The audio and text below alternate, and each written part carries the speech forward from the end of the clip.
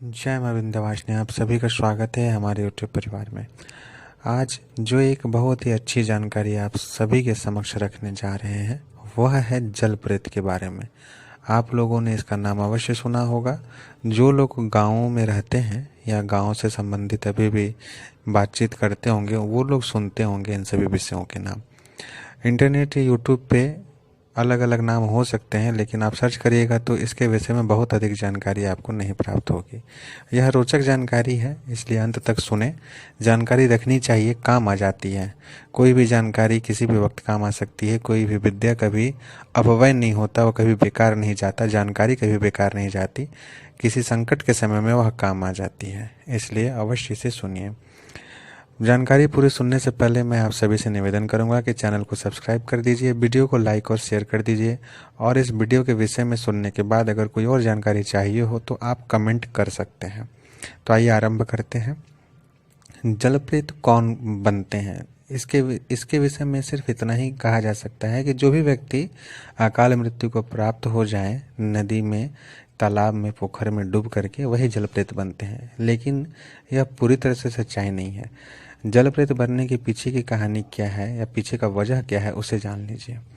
जो व्यक्ति गंगा जी नदी में अगर डूब करके मर गया, बह गया या डूब गया, तो गंगा जी में अगर कोई डूब जाता है तो वह कभी कभी भी प्रेत योनि में नहीं जाता है। इसीलिए ऐसा कहा जाता है कि अगर कोई आत्महत्या भी कर रहा है गंगा जी में जा करके तो उसके लिए मुक्ति सुलभ है। हाँ, भले उसको मुक्ति तो हो जाएगी, मोक्ष नहीं मिलता है।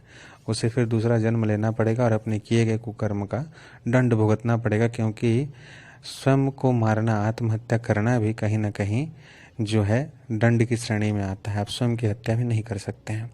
लेकिन जो देव नदियां हैं, गंगा, नर्मदा, कावेरी, गोदावरी, सरस्वती, इन सब नदियों को छोड़ करके, जैसे कोई कुंड हुआ, तालाब हुआ, पोखर हुआ, वहाँ कोई अगर आत्महत्या करता है स्वयं से तो वह प्रेत योनि में जाता है। अब उसमें भी अलग अलग भेद हैं, उसे भी जान लीजिए। कौन किस प्रकार के प्रेत योनि में जाएगा। जल प्रेत तो सभी बनेंगे, लेकिन कौन सा प्रेत उसमें बलशाली होगा, कौन सा मध्यम रहेगा, कौन सा नीच का होगा, इसे भी अच्छे से समझ लीजिए। सबसे पहली बात, आप लोगों ने यह सुना होगा कि कोई कोई तालाब या पोखर ऐसा होता है जहाँ पे वर्ष में एक आध मृत्यु अवश्य हो ही जाती है। किसी किसी में उससे ज़्यादा हो जाती है, लेकिन होती अवश्य है। वहाँ कोई ना कोई मरता है और लोग ऐसा कहते हैं कि वहाँ पर कोई प्रेत है या कोई मृत्यु को पहले प्राप्त हुआ था जो कि अन्य लोगों की हत्याएं कर देता है। तो अब अगर कोई उस नदी में, उस तालाब में, उस पोखर में डूब के स्वयं से मरता है, आत्महत्या करता है, तो वह जो प्रेत बनेगा उसकी शक्ति क्षीण रहेगी, उतनी अधिक नहीं रहेगी।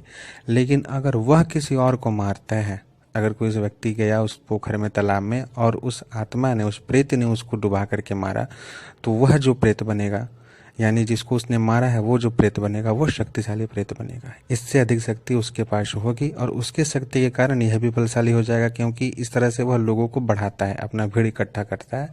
साधारण शब्दों में से समझिए। टेक्निकली इसको कुछ और शब्द दिया जाता है और कुछ होगा, अब मैं वो सब बोलूंगा तो शायद आप लोग ना समझे। मैं बिल्कुल सरलतम रूप से इस बात को बता रहा हूँ।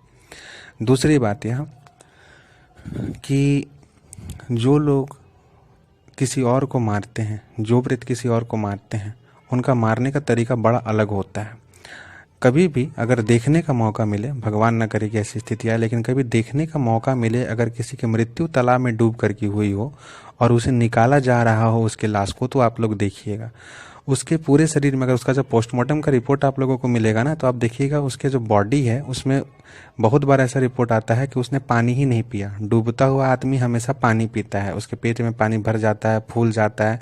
लेकिन जिन लोगों को जलप्रेत मारता है ना, वह क्या काम करता है कि सीधे उसके पैर को खींचता है। जैसे ही वो नीचे जाते हैं, उनकी मुंडी को पकड़ के तालाब के तल में, पोखर के तल में जो जमीन है उसमें गाड़ देता है, मुंह पूरा अंदर, हड्डी टूटेगा या तो फिर सीधा मुंह को गाड़ देगा, जिसके कारण व्यक्ति सांस नहीं ले पाएगा और या तो हार्ट अटैक या जैसे भी वो मर जाएगा।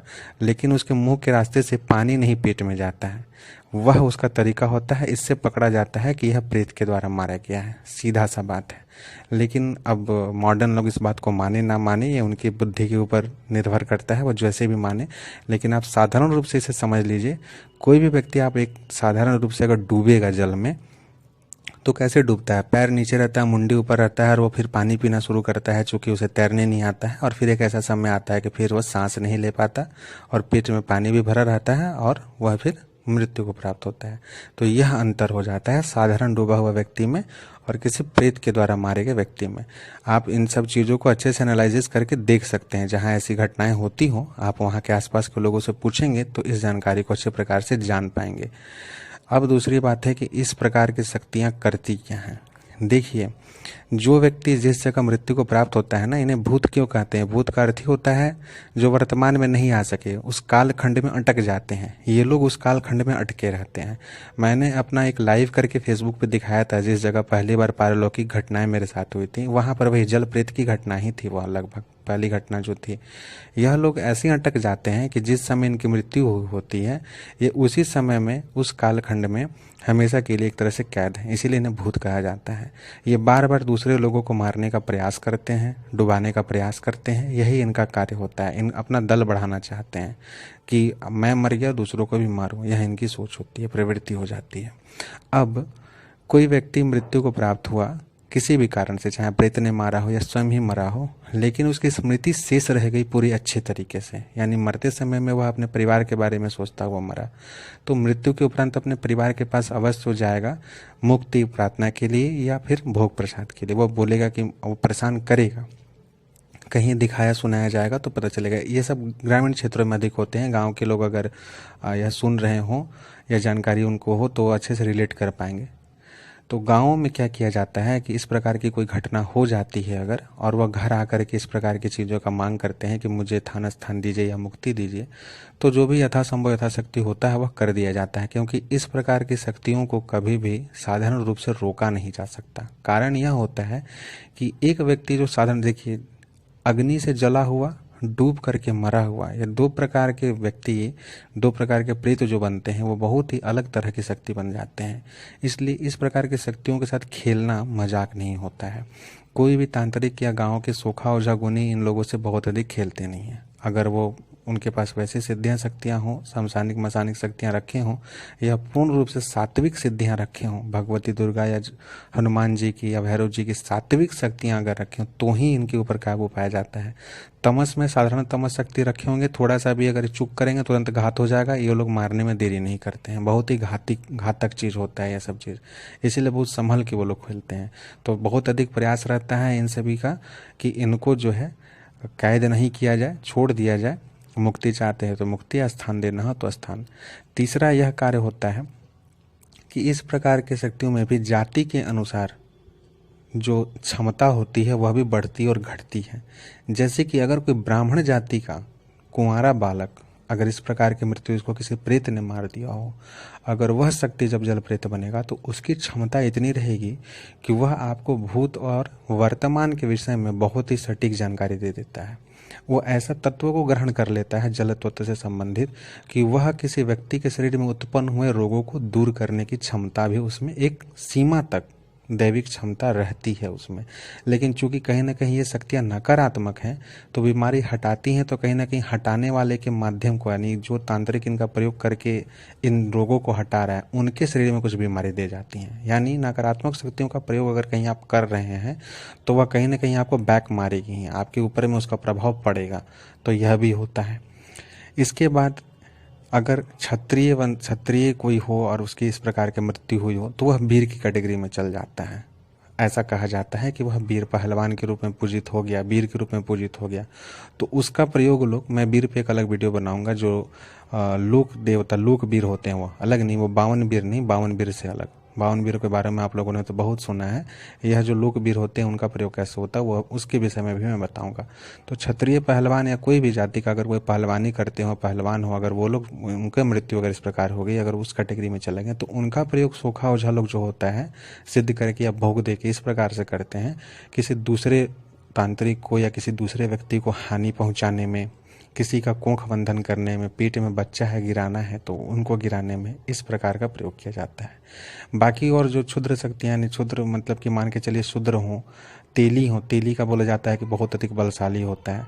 लेकिन इन शक्तियों का एक बोलिए तो एक पॉजिटिव चीज़ यह भी होता है कि इन शक्तियों को पकड़ना हर शक्तियों के वश में नहीं होती है, क्योंकि यह शक्तियां जो है जल तत्व से संबंधित है।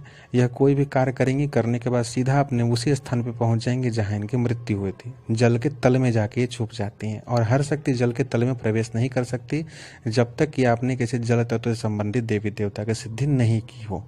अगर आपने यक्ष की साधना की हो, यक्षिणी की साधना की हो, जल स्वरूप से संबंधित किसी देवी देवता की साधना की हो, उनका मंत्र या उनकी शक्ति आपके पास प्रबलतम रूप से हो, तो ही आप इनको बांध छान कर पाएंगे, खींच पाएंगे, नहीं तो आप इनका कुछ बिगाड़ नहीं पाएंगे। तो इस प्रकार की यह शक्तियाँ होती हैं जो प्रायः हर जगह देखने को मिल जाती है। गाँव में तो खास करके इस प्रकार की घटनाएं हर जगह हो ही रहती हैं। अगर कभी भविष्य में ऐसा हो जाए कि ऐसा कभी ऐसी शक्तियों से पाला पड़ जाए तो कैसे बचना चाहिए।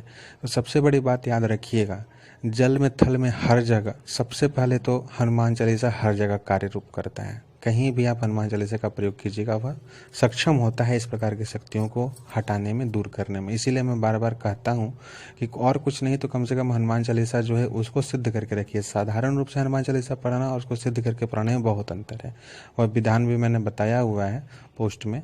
अगर आप सभी कमेंट करेंगे तो मैं उसका वीडियो भी बना दूंगा। पूर्ण रूप से ऐसा विधान जिसकी सच में प्रभावी होता है कहीं पर भी, क्योंकि वो सबसे ज़्यादा रोग प्रचलित है। तो इसका प्रयोग करके आप जो है इन शक्तियों से बच सकते हैं। तो आज एक नई जानकारी मैंने आप लोगों के समक्ष रखा कि जलप्रेत क्या होते हैं, उनकी शक्तियाँ क्या होती हैं, उनकी कैटेगरीज क्या होते हैं, वो किस प्रकार के कार्य कर सकते हैं। आपको यह जानकारी कैसी लगी कमेंट करके बताइए।